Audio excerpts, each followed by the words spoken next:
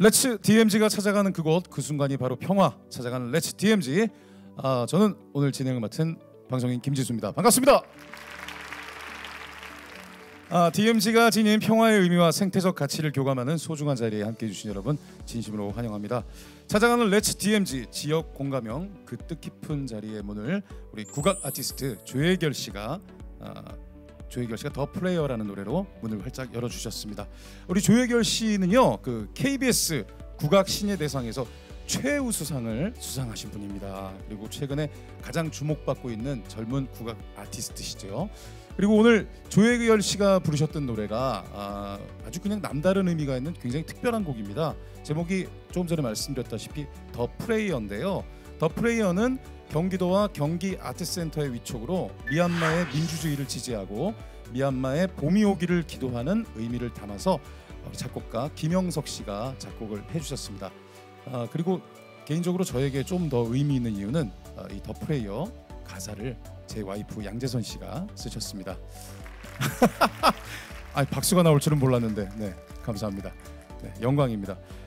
민주주의와 인권이 보장받는 사회를 만들기 위해 칠흑 같은 어둠의 시간을 지나고 있을 미얀마에 렛츠 DMZ가 응원의 메시지를 전하는 마음으로 첫 곡을 더 프레이어로 정해보았습니다.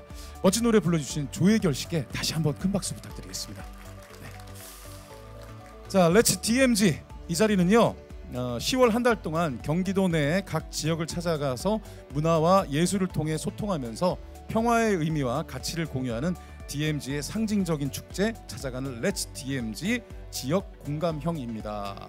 그래서 오늘 이 무대 세트도요, 저희가 평화와 통일의 염원을 좀 담았습니다. 아시겠지만 2018년 그 남북 정상이 함께 거닐었던 판문점 도보다리 이렇게 재현했습니다. 괜찮나요? 네네, 정말 감동이었어요 그 순간에.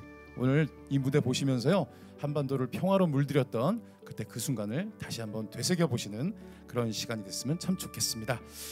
렛츠 DMZ 군포와 용인을 거쳐서 오늘 안산에서 이제 세 번째 날을 맞았습니다. 오늘 역시 첫째 날과 둘째 날 못지않게 다채롭고 즐거운 무대가 준비되어 있는데요. 오늘 출연하신 분들 제가 소개를 좀 해드리도록 하겠습니다. 먼저 이분 정말 노래 잘 부르시는 분이에요. 아주 독보적인 음색의 가수 알리 씨. 그리고 목소리만으로 큰 감동을 전달하는 아카펠라 그룹 엑시트. 네. 그리고 미얀마 출신의 작가 겸 소셜 인플루언서 찬찬 씨가 미얀마의 민주주의와 평화의 의미라는 주제로 진솔한 얘기를 들려주실 예정입니다. 굉장히 다채롭죠? 네, 끝까지 즐겁게 함께해 주시기 바랍니다. 자, 그러면은 첫 번째 무대를 다음 순서, 첫 번째 무대는 아까 조혜결 씨가 했죠. 다음 순서를 소개해드리도록 하겠습니다. 이분들 아까 리허설 때 들었는데요, 화음이 정말 기가 막힙니다. 감미로운 목소리의 다섯 남자를 모시겠습니다. 아카펠라 그룹 엑시트를 큰 박수로 맞이해 주시기 바랍니다.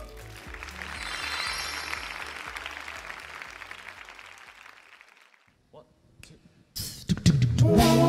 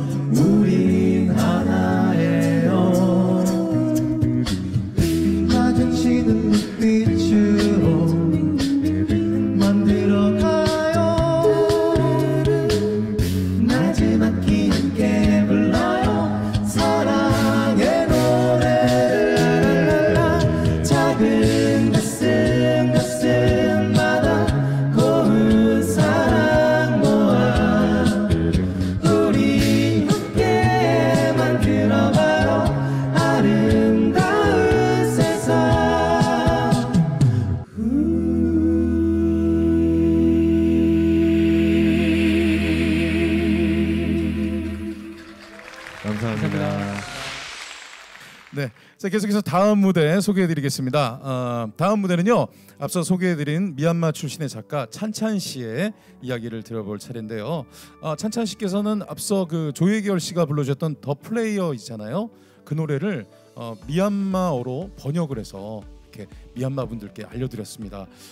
제가 한번 그 여쭤봤더니 미얀마 분들께서 보셨냐 했더니 그 영상 보고 굉장히 뭉클해하고 굉장히 감동이었고 힘을 많이 얻으셨다고 하네요. 아유, 뿌듯했습니다. 뭐 다들 아시다시피 미얀마는 지난 2월 군부가 쿠데타를 일으킨 후 그때부터 지금까지 수많은 시민들이 목숨을 걸고 독재에 맞서 싸우고 있다는 안타까운 소식이 들려오고 있죠. 뭐 우리나라 민주주의도 그 많은 분들의 희생 덕분에 이렇게 가능했지 않습니까? 우리나라의 그런 민주주의의 역사와 지금 미얀마의 상황이 겹쳐지는 것 같아서 더욱더 좀 안타까운 마음이 드는 것 같습니다. 아마 지금 나오실 찬찬 씨가 누구보다도 안타까운 마음이 크실 것 같은데요. 찬찬 씨 모시고 이야기를 들어보도록 하겠습니다. 그 조금 전에 여쭤보니까 조금 떨리신데요. 이렇게 이 자리 나와서 하시려니까 떨리신다는데 잘 하실 수 있도록 큰 박수 부탁드리겠습니다.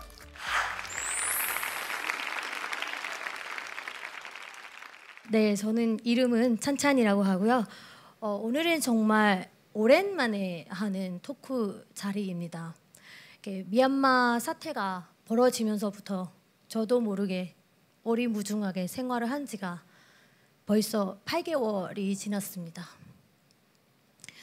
그래서 오늘 이 토크의 주제는 미얀마의 민주주의와 평화의 의미입니다. 미얀마의 민주주의와 평화의 의미. 그래서 이 토크를 준비를 하면서 깊이 생각을 해봤습니다. 과연 평화란 게 무엇을 의미를 하는지, 또 이 평화란 게 쉬운 것인지 또는 어려운 것인지, 그리고 미얀마에서의 평화란 게 어떤 것인지 깊이 생각을 해봤습니다. 여러분, 저희가 평화라고 할 때 늘 이런 표현들을 쓰죠. 평화롭게 살고 싶다. 또는 우리 평화롭게 살자. 이런 표현들을 흔히 사용하죠. 그런데 평화로워라 라는 표현을 살다가 몇 번 외쳐봤는지 모를 정도로 드뭅니다. 그런 의미 하에서 이 평화라는 것이 쉽게 얻어지는 것이 아니라는 것을 알 수가 있죠. 평화롭게 살고 싶다. 평화롭게 살자. 그래서 이 평화라는 것이 현재 지금 가지고 있는 현재형이 아닌 늘 추구하고 꿈꾸는 미래형이라는 것에서 평화라는 것이 어려운 것, 쉽게 얻어지는 것이 아니라는 것을 알 수가 있죠. 네, 그래서 계속해서 생각을 해봤습니다. 미얀마 사람으로 살아온 내 인생은 평화로웠나? 라고 생각을 해봤습니다. 그래서 오늘 이 자리에서 미얀마에서 태어나 미얀마 사람으로 살아온 제 인생의 이야기를 여러분께 들려드리면서 한 미얀마인의 인생에서의 평화란 무엇인지 함께 공감하고 찾아보고 하는 것이 좋을 것 같습니다. 여러분, 지금 저는 한국 나이로 33살입니다. 네, 1989년도에 태어나서 23살이 될 때까지 미얀마에서 생활을 했습니다. 그런데 제가 미얀마에서 생활하는 동안 미얀마는 단 한 번도 민주화를 얻은 적이 없었습니다. 저 아닌 59년생이신 저희 어머니께서도 60년 이상을 민주화란 게 무엇인지 모른 채로 미얀마에서 생활을 하셨습니다. 1962년도에 네윈 장군이 나라의 정권을 장악하고 나라를 군부의 지도하에 이끌었기 때문입니다. 그때부터 미얀마는 민주화와 멀어졌고 미얀마 사람들은 이 군부가 다스리는 대로 이 억압을 받아야만 했으니까요. 그래서 이 평생을 군부가 다스리는 곳에서 생활을 한 미얀마 사람이 어떻게 살아오는지, 어떤 환경에서 자라오는지 이야기를 꼭 들려드리고 싶었습니다. 우선 교육 환경에 대해서 제가 말씀드리고 싶습니다. 미얀마에서 저는 1994년도쯤이었을 것 같아요. 그때쯤에 이게 초등학교를 처음으로 다녔고, 미얀마에서는 이 초등학교부터 고등학교 1학년까지 학생이 공부를 하든 안 하든 또는 잘하든 못하든 또는 시험을 잘 보든 못 보든 모두 합격이라는 원칙으로 학교를 다닙니다. 이 말은 곧 학생은 공부란 게 무엇인지 모른 채로 학교를 가고 공부를 했다는 거죠. 물론 공부의 즐거움, 공부의 무게감 또는 이 열심히 공부를 해야 성과를 본다는 마음가짐도 없이 학교를 다니고 공부를 했다는 그런 수단이죠. 저는 이거를 수단이라고 사용을 하고 싶습니다. 그렇게 초등학교 6년, 초등학교를 6년을 다니고 중학교를 3년, 고등학교는 2년입니다. 그래서 고등학교 1학년까지는 그 학생들이 이 방식대로 학교만 다니면 시험만 보면 합격을 하고 다음 학년으로 올라가는 방식으로 공부를 한 학생들이 고등학교 2학년 때 국가 수능 시험을 보게 됩니다. 그래서 이게 평생을 시험만 보며 합격하고 다음 학년으로 올라간 방식으로 공부를 했던 학생들이 갑자기 고등학교 2학년 때 국가 수능 시험과 마주를 칠 때 시험 합격률이 좋을 리가 있겠습니까? 네, 당연히 아니죠. 네, 당연히 합격률이 좋을 리가 없고 합격을 하더라도 그것이 실제 실력인지 능력인지도 알 수가 없는 상황이죠. 그래서 이 결과로 16살 정도가 되는 나이에 수능에서 실패를 하고, 그렇게 되면 첫 번째로는 대학을 못 가게 됩니다. 그러면 인생의 진로를 찾기 위해서 그 어떤 전문적인 학문을 선택하지도 또 배우지도 못하게 되죠. 이렇게 청소년들이 그렇게 방황을 하다가 결국은 17살 또는 18살이라는 이 꽃다운 나이에 시집이나 장가를 가버리는 게 일상이 되어갑니다. 네. 이것이 미얀마 군부가 바라는 바가 아닐까요? 본인들의 모든 만행에 따지지도 지적하지도 못하는 국민과 사회를 만들어 놓는 군부에 보이지 않는 무기라고 하고 싶습니다. 저는 이것이 교육의 이야기고요. 이 생활 속 불편함 역시 뒤떨어진 교육의 질 못지 않습니다. 저는 이 어린 시절 한 평생을 전기를 제대로 못 보고 살았습니다. 매일 밤 공부할 때 저의 가장 좋은 벗이 촛불이었습니다. 촛불로 공부하고 촛불로 숙제하고 학교를 다녀오고 식사를 하고 씻고 공부와 숙제를 해야 되는 시간이 되면 전기는 이미 끊겨가고 캄캄한 밤만 남은 채로 온 식구가 촛불로 생활을 하여야만 했습니다.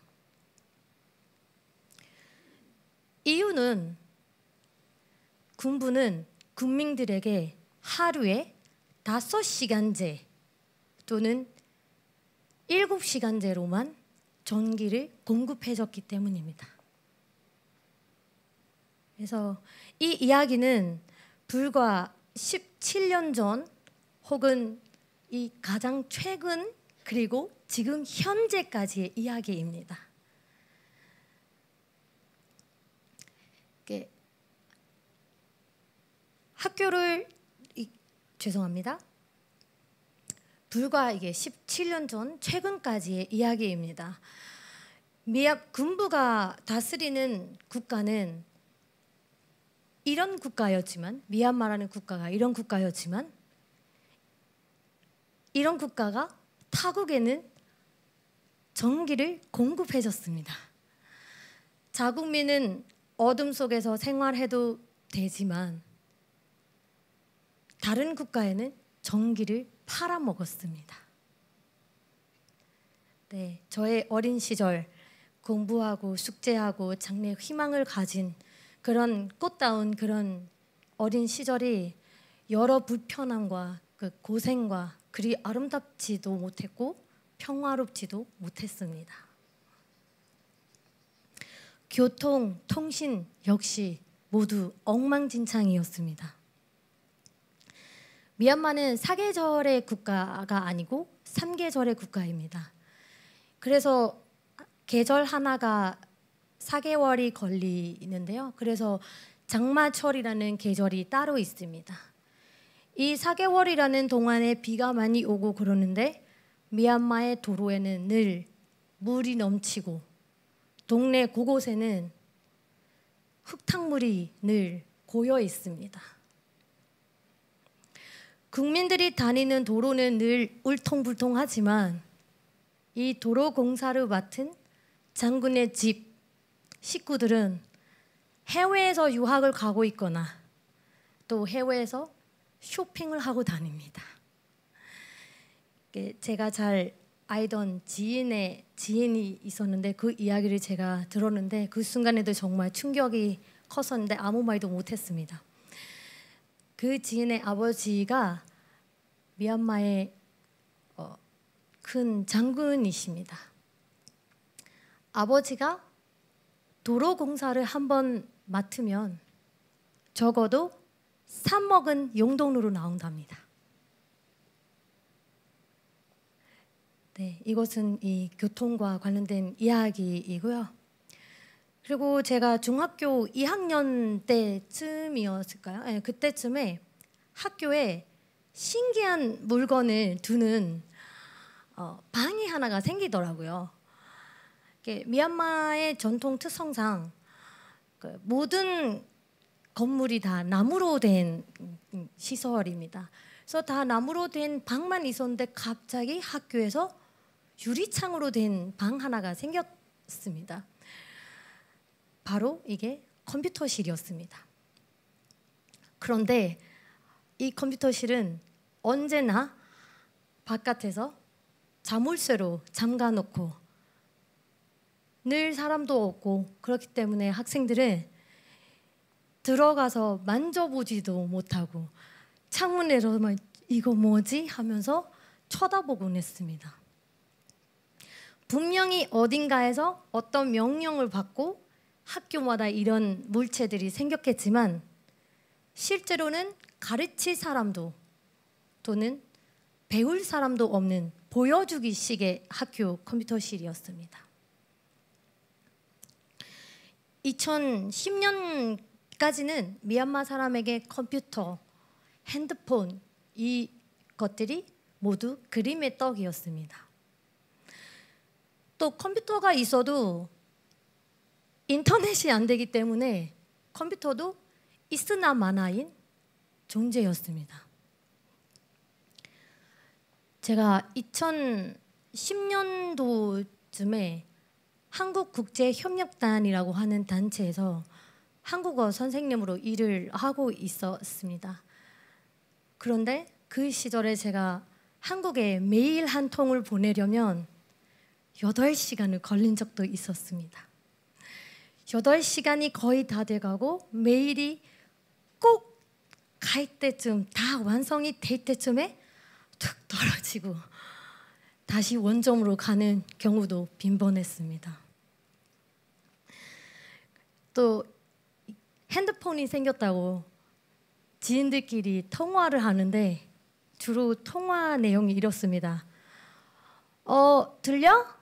들려? 들려? 들려만 하다가 대화가 끝이 납니다. 참 이게 우픈데 슬픈 미얀마의 현실 이야기입니다. 분명히 통신부에서는 누군가는 또 거액을 지원받고 일을 하고 있었을 텐데 말이죠. 얼마 전, 조금 몇 개월 전 저희 집, 지금 제가 한국 남편과 살고 있는 한국에 있는 저희 집에 벌이 몇 마리가 들어오더라고요. 부엌 쪽에 있는 2-3마리는 제가 용기를 내어 잡아서 없어졌는데 보니까 화장실 전등에다가 그렇게도 많이 자리를 잡았더라고요. 이를 어떡하냐 생각을 하고 이렇게 고민을 하는 사이에 퇴근하고 집에 온 남편이 갑자기 어디론가 전화를 하더라고요. 그 통화가 끝나기 무섭게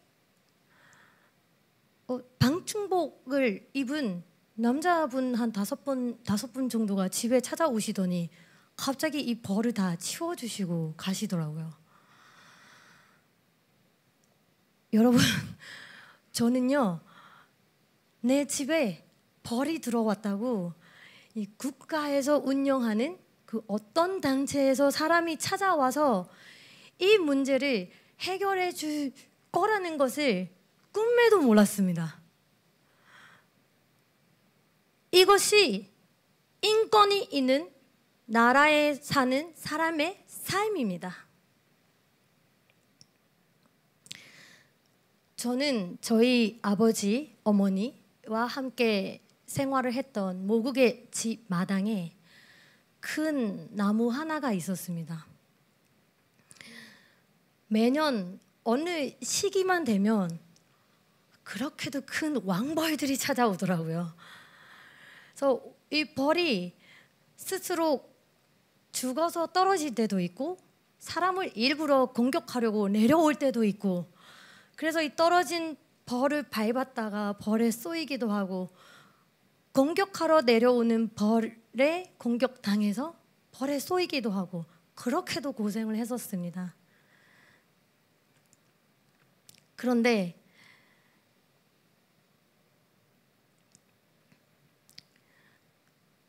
인권, 자유라는 자체가 없는 국가에서는 벌이 아닌 코끼리나 호랑이가 쳐들어와도 그 어떤 장소에서도 이것을 책임져주고 해결해줄 곳이 없습니다. 미얀마라는 국가는 그런 국가입니다. 국민들은 한 국가의 국민으로서의 권리도 가치도 그런 대접도 받지를 못하면서 생활을 하여야만 합니다.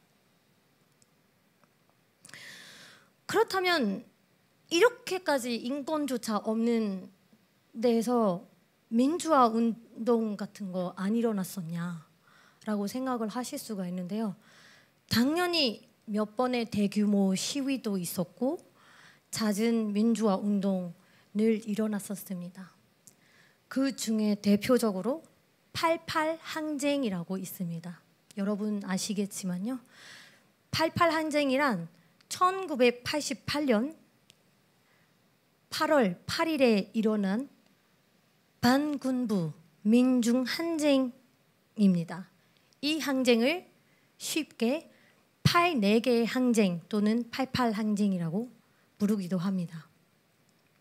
이 88 항쟁 같은 경우에는 1962년도부터 네윈 장군이 이끄는 군부 지배를 반대하는 시민들이 그리고 승려들이 그리고 대표적으로는 대학생들이 주축이었던 이 군부를 반대하는 시위였습니다. 그런데 이 항쟁 시기 역시에 군부는 다른 국민들에게 시위에 나서지 못하게 겁을 주기 위해 시위에 나선 국민의 목을 잘라 길거리에 보여주는 등의 아주 잔혹하고 악랄한 대응으로 국민을 억압했습니다. 이 88 항쟁이 지나고도 작은 시위로 미얀마 국민은 계속해서 우리한테 민주화를 달라라고 항상 호소를 해왔습니다. 제가 대학교 2학년 때쯤에 또다시 큰 대규모의 시위가 일어났습니다.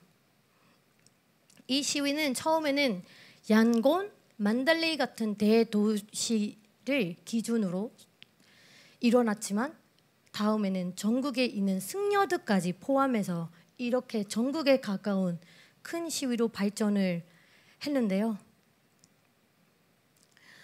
이 민주화 운동에서도 민족과 국교를 지키자라는 원칙으로 늘 목소리를 높인 군부가 자국민과 보시다시피 이 승려들을 잔혹하게 살해했습니다. 스님의 머리에다가 대고 총을 쐈습니다.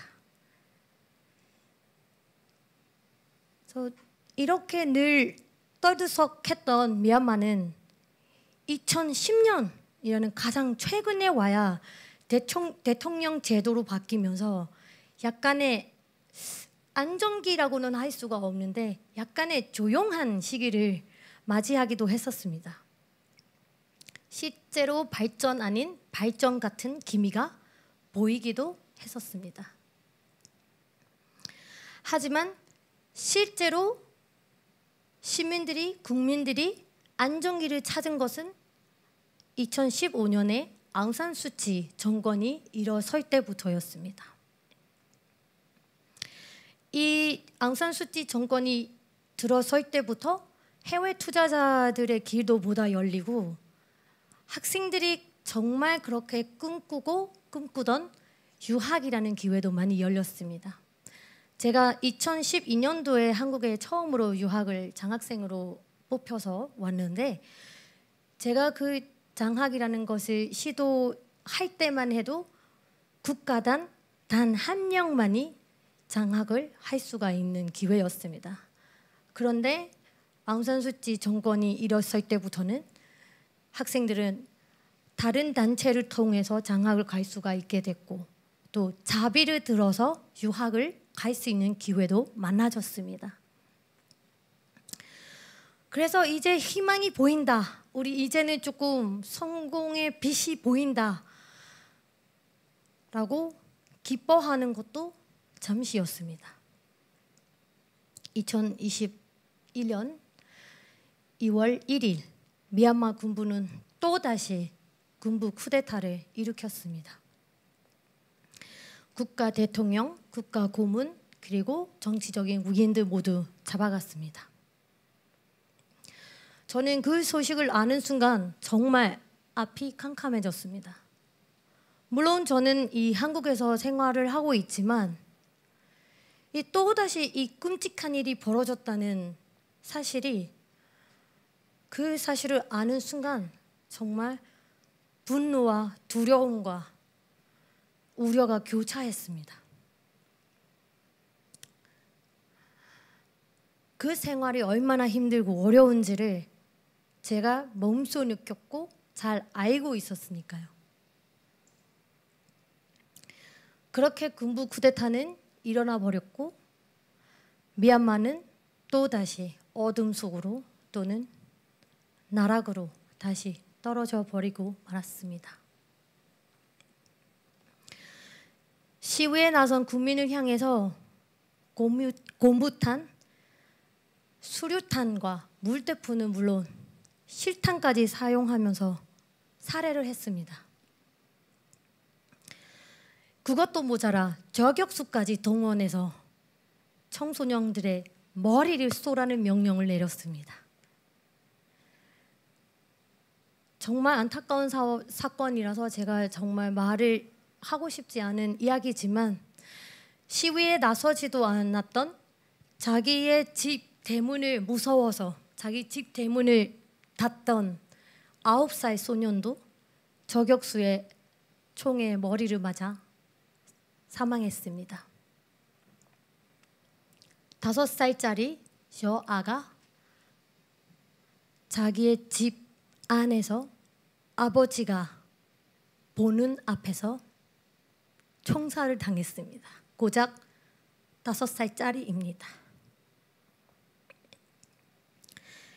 이렇게 미얀마 쿠데타 속에서 비폭력적이고 평화적인 시위를 선택하자고 그 원칙으로 한국에서도 촛불 혁명이 있었지 않습니까?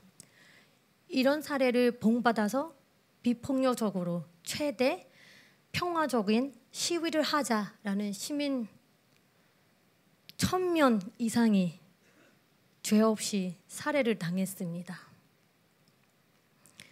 그냥 민주화를 달라고 호소하기만 한 국민들이 시위에 나갔다가 전쟁터와 다름없을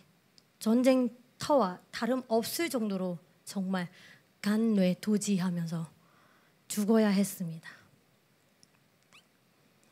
죽음 다음에도 보다 비참함이라는 비참함이 없을 정도로 장기 적출까지 당합니다. 그렇게 비참한 죽음으로 1000명 이상의 미얀마 국민들이 희생을 했습니다. 지금 현재는 새로운 정부 NUG라는 정부가 설립이 됐고 또 시민방위군이라는 단체가 설립이 됐기 때문에 군부와 맞대어서 싸우면서 미얀마 지방을 중심으로 내전이 일어나고 있는 상황입니다.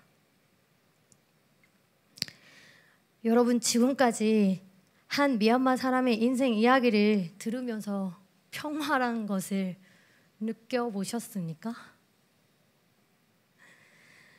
저런 곳에서 어떻게 생활을 하나라는 생각만 하셨을지도 모르겠습니다.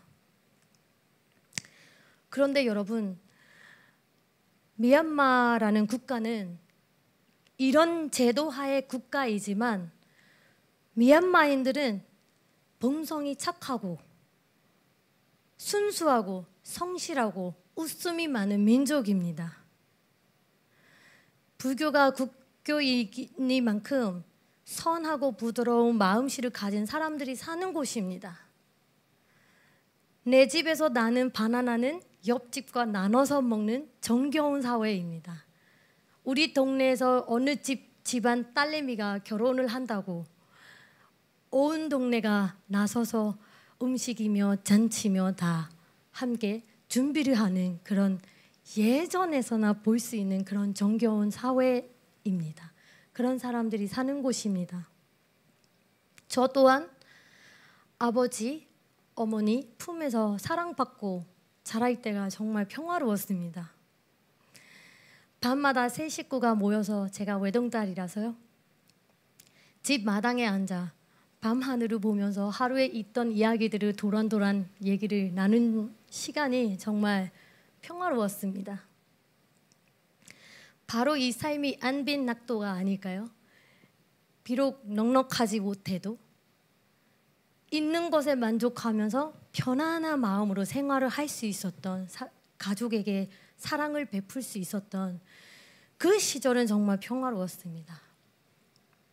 인심 좋고 성실한 미얀마인들에게 꼭 필요한 하나가 바로 좋은 정책입니다.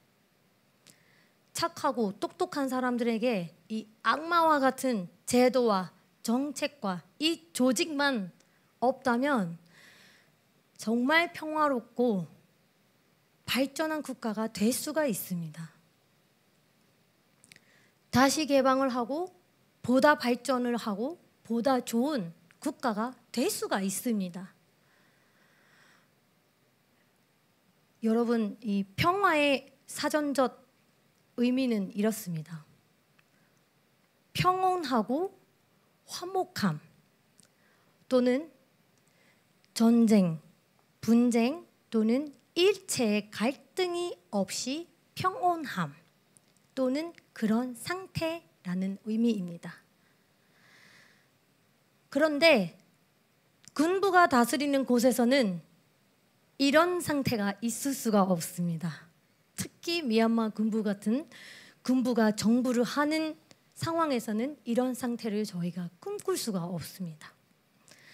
이 나라를 지키기 위해 총을 들고 있는 자들이 자신의 필요함에 따라 그 총을 국민에게 향할 수가 있다면 그들은 더 이상 군인도 정부도 아닙니다. 국민에게 총을 겨누는 조직에게서 평온하고 화목한 상태, 즉 이 평화라는 것을 희망할 수도 없습니다.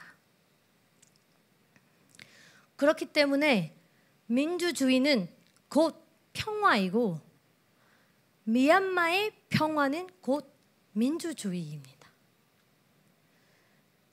미얀마에 다시 평화의 꽃이 피어나기 위해서는 세계 곳곳에 도움이 필요한 상황이지만 실제로 미얀마를 위해서 적극적으로 나서주는 어떤 단체나 국가가 아직도 없습니다. 그래서 저희는 이 미얀마 여러 국민들을 대표해서 제가 말씀드리는 말입니다. 미얀마가 평화의 꽃이 다시 피기 위해서는 여러분 한 분 한 분의 관심과 응원이 필요한 상황입니다. 적극적인 참여가 필요한 상황입니다. 또 평화의 꽃이 피기 위한 시원한 물방울과 같은 여러분의 지원이 필요합니다. 여러분, 미얀마의 평화의 꽃이 피기 위해 동원해 주십시오. 관심을 가져다 주십시오. 이 은혜를 반드시 각골남항하며 살겠다고 약속드리며 이 강연을 마치도록 하겠습니다. 감사합니다.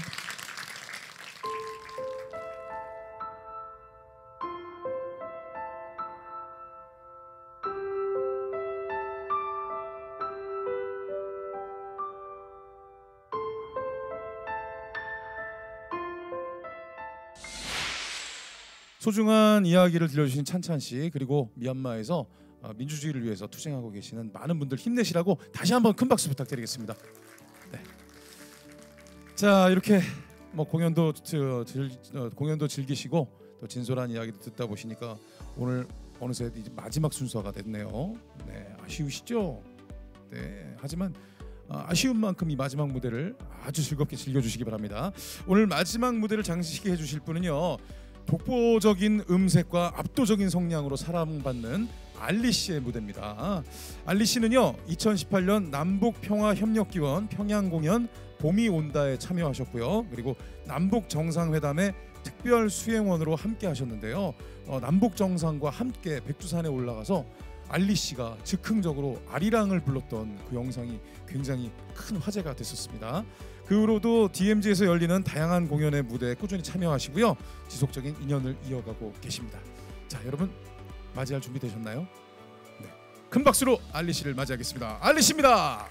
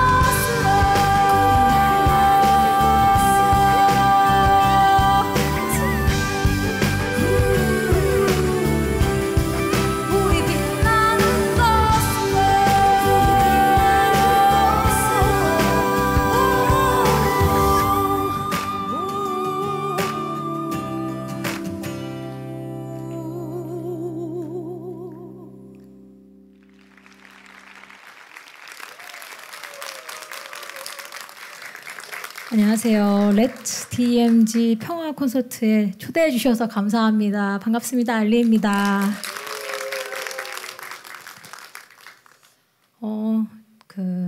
MC 김진수 님께서 말씀하셨듯이 어쩌다 보니 제가 참 DMZ 콘서트에 많이 가서 노래를 했더라고요. 물론 제가 우연치 않게 즉흥적으로 아리랑을 부르는 게 또 계기가 된 것 같기도 하지만 DMZ를 그래서 좀 다녀봤거든요. 예, 아름아름 양구도 최근에 가봤고 그리고 철원 군도 가서 그 태봉군 안에 있는 그 경계선이 어디 있는지도 또 살펴보기도 하고 관심이 조금씩 가게 되더라고요. 그러다 보니 이 전쟁과 고통보다는 DMZ는 평화 그리고 소통의 진짜 창고의 대명사가 되지 않을까 싶습니다. 그래서 지금 이곳 안산에서도 제가 이렇게 노래를 하게 된 것 같아요. 첫 곡은 내가 나에게라는 좀 내 자신에게 희망을 전해주고 싶고 그리고 내 주변에 있는 내 사랑하는 사람들 위해서 내가 더 열심히 화이팅을 외쳐보자 뭐 이런 의미였습니다. 다음 노래는요. 이 평화 콘서트에 제가 초대받으면서 이렇게 신청곡을 받아본 일이 좀 손꼽아요. 근데 이 노래를 꼭 불러달라고 하셔가지고 불러보겠습니다. 자리를 좀 옮겨도 될까요? 네. 참 코로나로 인해서 이렇게 작은 공간에서조차 노래할 수 없는 그런 상황이었어요. 가끔 가다가 정말 맑은 하늘 그리고 띄엄띄엄 계시는 관객분들을 보면서 노래를 했는데 오늘 이렇게 사회적 거리두기 잘 해주셔서 너무너무 감사하고요. 그럼에도 이렇게 이쁜 하늘을 만들어주신 관계자 여러분들 감사합니다. 이 노래와 함께 더할 나위 없이 맑고 공활한 가을 하늘을 느끼시면서 들어보셨으면 좋겠어요. 그런 사람 또 없습니다.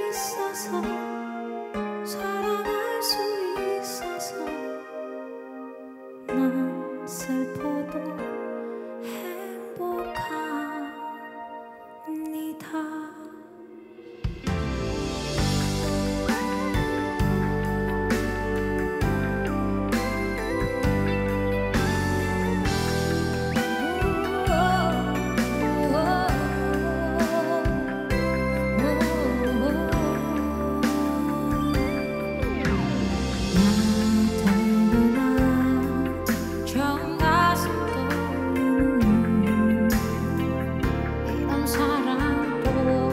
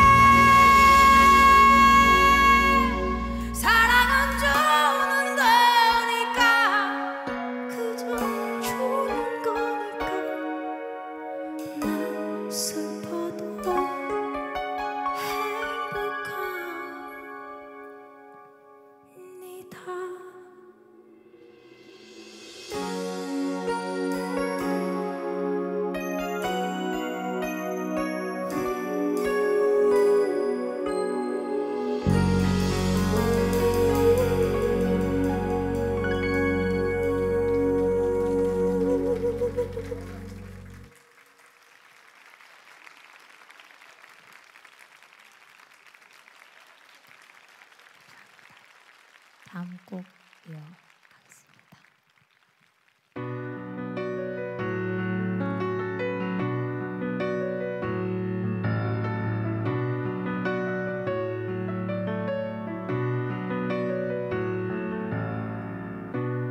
사랑만 사랑하게 해주소서. 흔들리지 않는 마음을 내게 주소서. 흐르는 강물처럼 영원하기를 내 마지막 사랑이 그리길. 내 손이 닿는 날까지 그대만 사랑 하나 죽으렵니다. 두렵지 않게 주소서. 그대를 믿어요. 그 손 놓지 않을게요.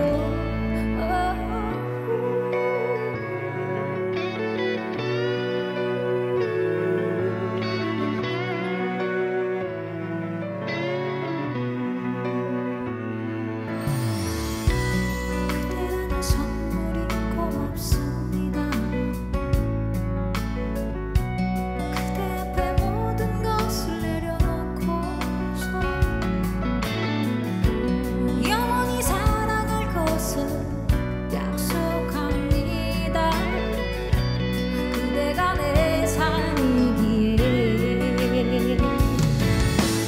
내 손이 닿는 날까지 그대만 사랑하다 죽으렵니다. 두렵지 않게 해주소서. 그대를 믿어요. 내 손 놓지 않을게요.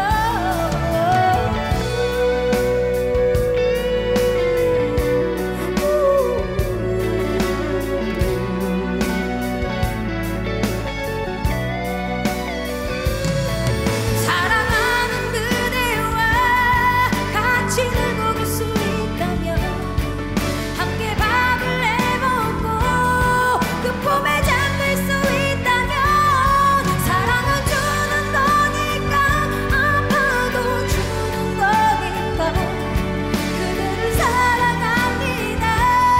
죽어도 사랑합니다.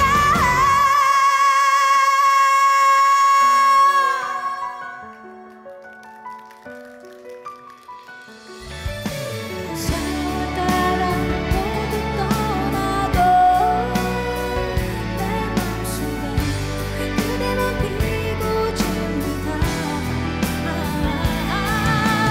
다시 내가 태어난데도 그대를 만나서 사랑하다 죽으렵니다.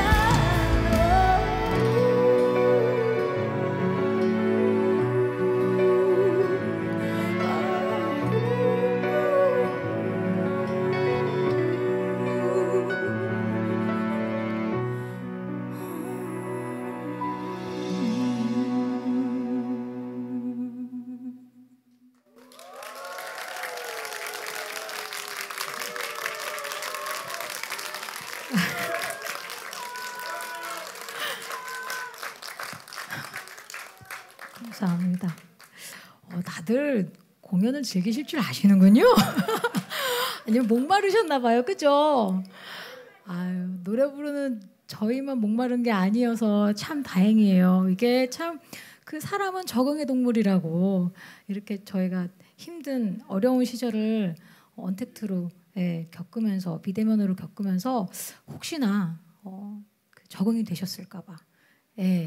그 화상 채팅이나 이런 문화에 적응되셨을까 봐 조금 기대 반 걱정 반 그런 마음이 항상 있어요. 근데 이렇게 또 환호해 주시니까 안산에 있는 여러분들 덕분에 저는 아주 그 큰 응원을 얻고 갑니다. 너무너무 감사해요. 감사합니다.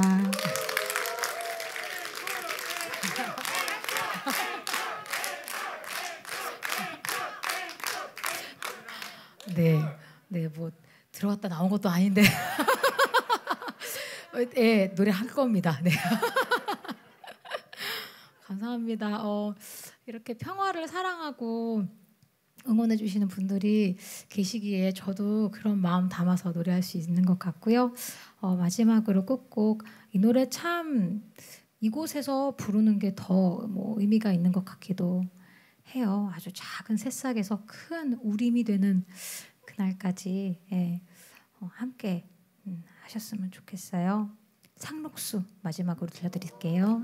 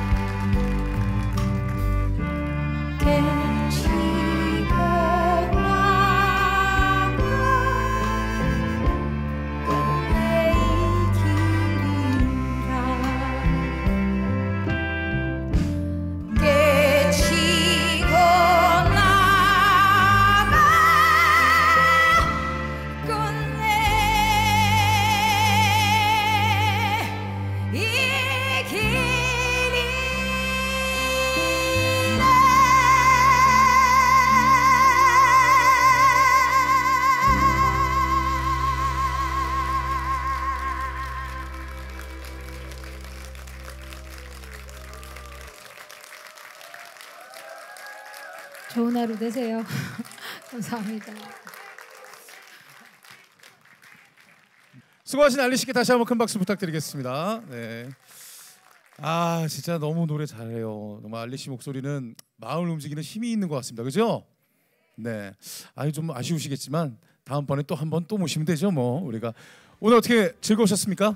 네. 아 이렇게 즐거워하시는데 우리 다음번에는 진짜 마스크 벗고 오늘은 좀 많이 못 모였지만 더 많은 분들 모여서 함께 떠들고 이렇게 하는 날이 와서 빨리 왔으면 좋겠습니다. 다들 그러시죠? 네, 오늘 마지막까지 함께 해주셔서 정말 감사드리고요. 이제 마지막 인사드려야 될 것 같습니다. 레츠 DMG 앞으로도 많은 관심과 사랑 부탁드리고요. 예, 아유 저쪽에서 계속 손을 들고 계셨네요. 사랑합니다. 자, 이제 마지막 인사드리겠습니다. 지금까지 개그맨 김지수였습니다. 감사합니다.